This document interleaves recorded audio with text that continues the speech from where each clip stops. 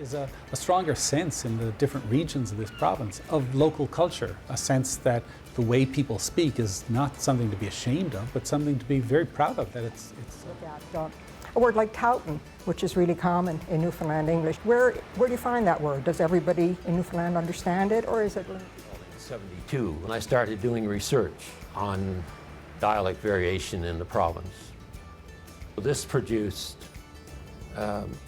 too much data for me to handle myself.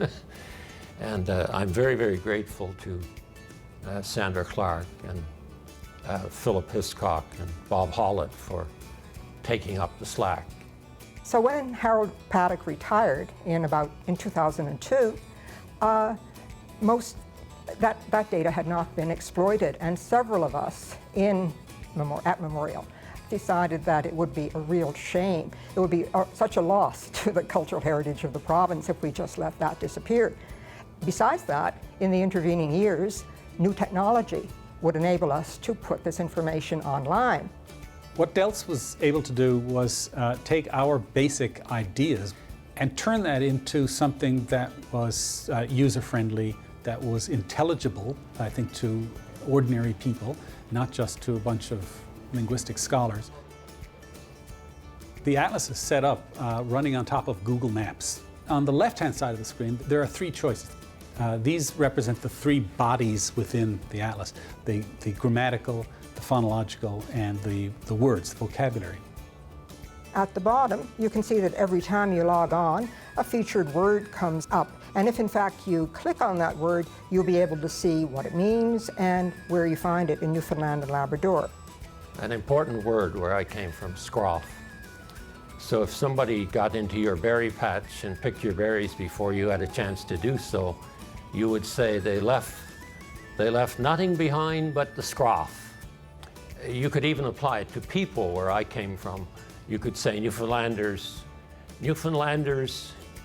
is the scroff of the human race.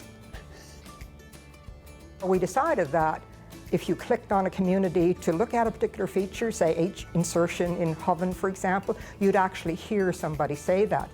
The Change Island speaker says you'd get an apple and an orange and a few candies, and perhaps you might get one toy.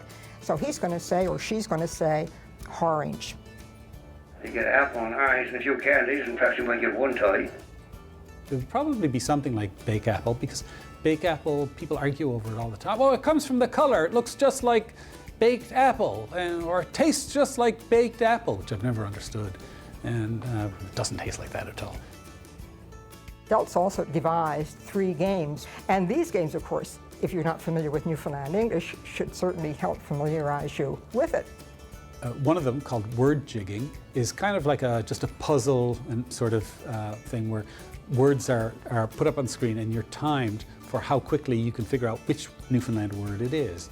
Another one is the one we call Say What, where you hear a short segment of real speech, and then you have to figure out what's being said. And I said I want 9,000 more. The third one, they can choose from a variety of phrases that come up and then drop them into a text. And then they can rearrange the text and they can turn it into a kind of found poetry. Conquer Bell or Conquer Bill. Most of the rest of the coast of Newfoundland knows icicles or calls icicles ice candles. But Conception Bay, they still got this old Devon term, Conquer Bell.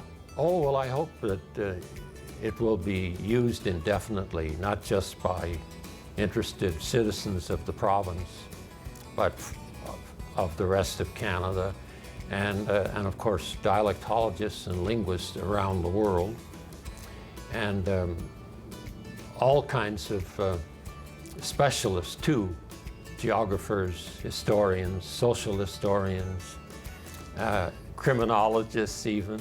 Heritage groups, because they have been quite interested in our project, Newfoundland Historical Society, for example, among them. Tourism, we think this is a good marketing tool for Newfoundland and Labrador. And even writers who are interested in Newfoundland words, Newfoundland pronunciations, dare I say actors, dialect coaches, and so on. Interested people interested in Newfoundland English. And they might be scholars, but they might be just ordinary people who say, I wonder how many people say do's. You know? So we hope they can get answers from us. This is not just about preservation. We want this to be a well-used, a living, kind of a living and breathing entity.